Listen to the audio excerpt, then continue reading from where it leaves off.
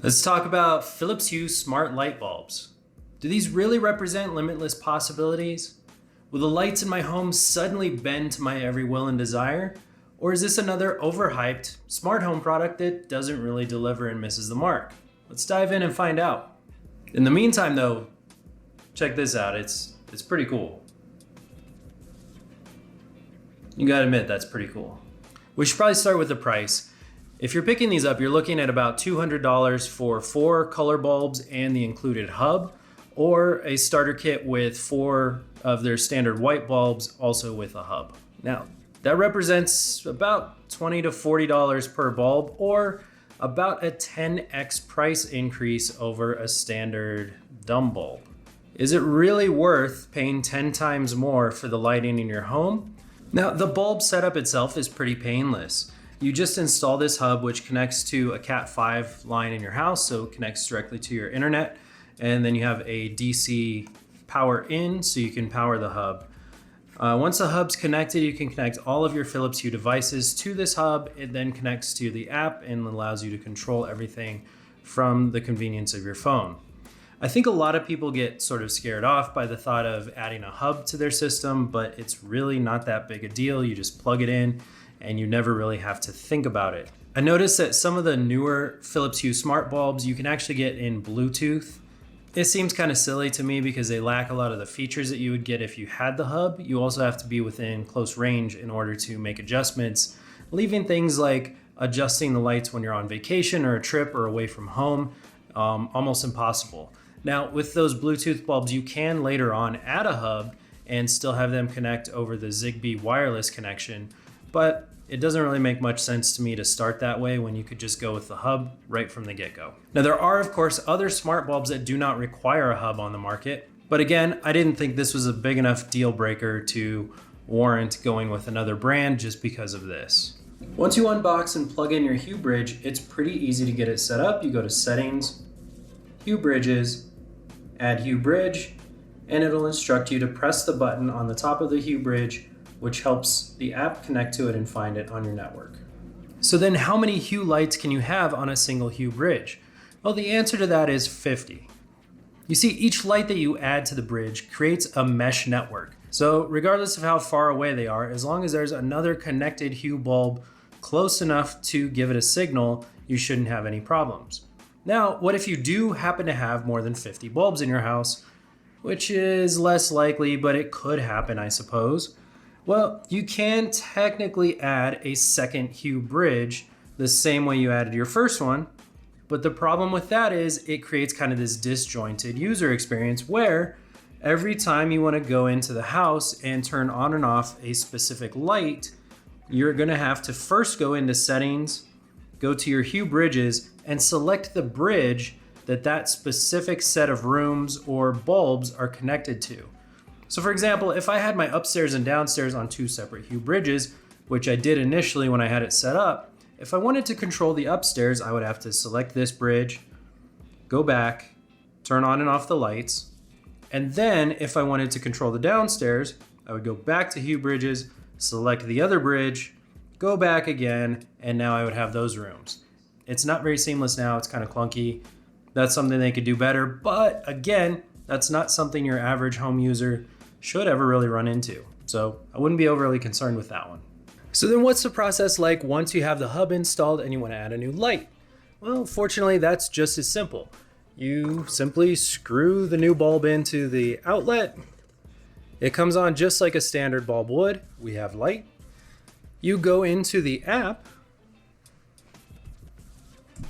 launch the app, go to Settings, Light Setup, add light, and it steps you through connecting a new light bulb. When you press the search button, it will automatically search your network to find any newly connected discoverable bulbs that the hub can connect to. You'll see I have a couple here. You can select one of those, you can rename it, and you can assign it to a room. If for some reason this process doesn't work, which I had happen twice out of the, 30 or so bulbs that I added, when you go to Light Setup and you go to Add Light, you can also select Add Serial Number. You'll find these on the side of the light bulb. right here where it says serial number. Enter those 6 characters into the app and the bulb should be discoverable.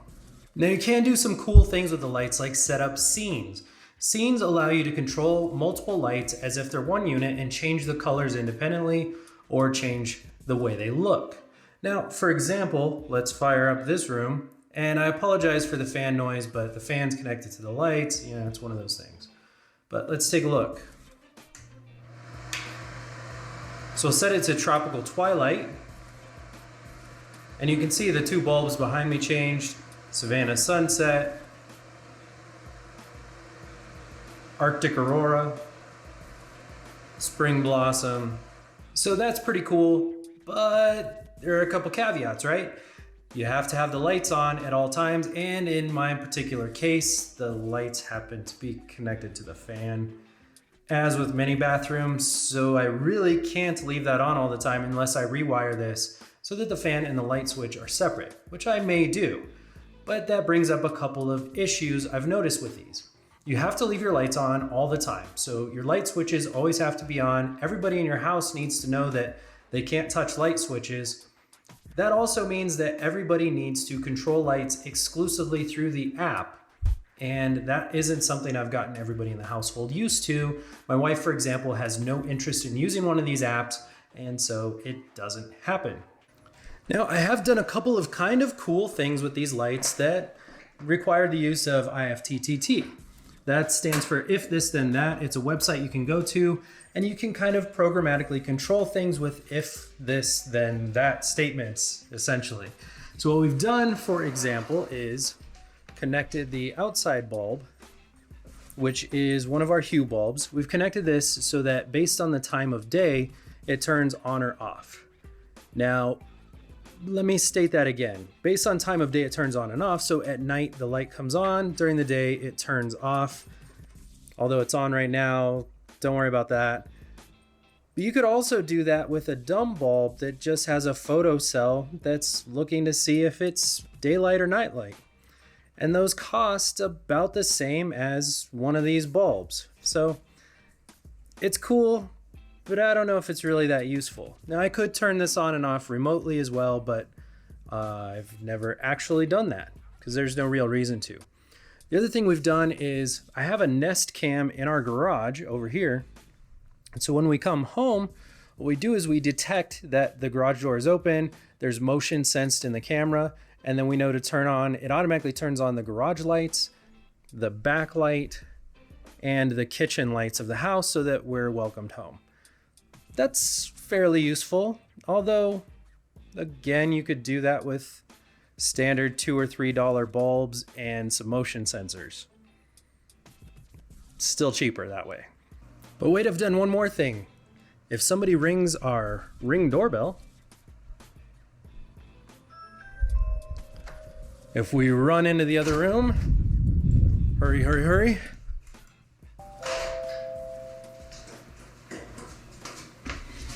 Ta-da! All right, that actually worked. That's kind of handy in case you're in a room upstairs or downstairs, maybe you're watching a movie or something, and you can't hear the Ring doorbell. Pretty cool. Is it worth using $20 light bulbs in every room of your house to get that? Probably not. So what if you're downstairs with your big TV and you're watching a movie and you have Hue color bulbs in your room? You've seen probably those ambient effects that look really cool where these things that are happening on screen, the colors match what's happening with the bulbs and it creates this nice ambient look in the room. Well, not quite. What happens is you have to have a PC connected to your TV. I just so happen to have one, so it wasn't that big a deal, but it's still not very convenient. You have to run all of your video or whatever you're streaming through the PC to the TV. So if you have a Roku or a smart TV and you're watching Netflix, it simply isn't going to work. Now, Hue is coming out with, or has come out with, an external box that you can connect to your TV. I believe it connects to the HDMI port. So it passes through, does the visual processing that's needed to send that data to the lights so that they can interact and give you that ambient look. But it's another thing you have to buy for something that's kind of gimmicky and you're only gonna maybe use a couple times. So where does that leave us with this review? Hue bulbs are very easy to set up. I think the user experience is pretty fantastic. Other than a couple glitches with things like adding multiple hubs and those kind of edge cases that most homeowners aren't gonna run into, it's a pretty easy process. Now, having said that, I also don't think there's that much value in having these in your home. For starters, these bulbs cost 10x what a regular LED bulb costs, and you really aren't getting that much out of that for that extra money. There's the novelty of setting up the color scenes or maybe changing the room color for a little while, but I noticed that after a couple weeks of playing with it, I didn't really do that often, and it's something that really I'm just have fun with the kids, showing off that we can do it more than actually doing it. Now, the one nice thing is that you do have voice control. So using your Apple phone or your Android phone, you can control the lights in your house. But again, it's kind of one of those novel things where unless the light switches are all on, you're not going to be able to do that in the first place. I think the point I'm trying to make is most of the things that I put into the pro category for having these bulbs, you could really do with motion sensors and a little bit of ingenuity on your side. Save all that extra money and put it towards something else that is going to bring a little bit more value to your home and your home automation setup. So for me personally, these are kind of a skip. Let me know what you think in the comments. If I'm totally off base or you've had a different experience with your Hue bulbs, let me know. If you have any questions about Hue bulbs or any of their competitors, also hit me up in the comments. I'd love to talk about it. Thanks, guys. See ya.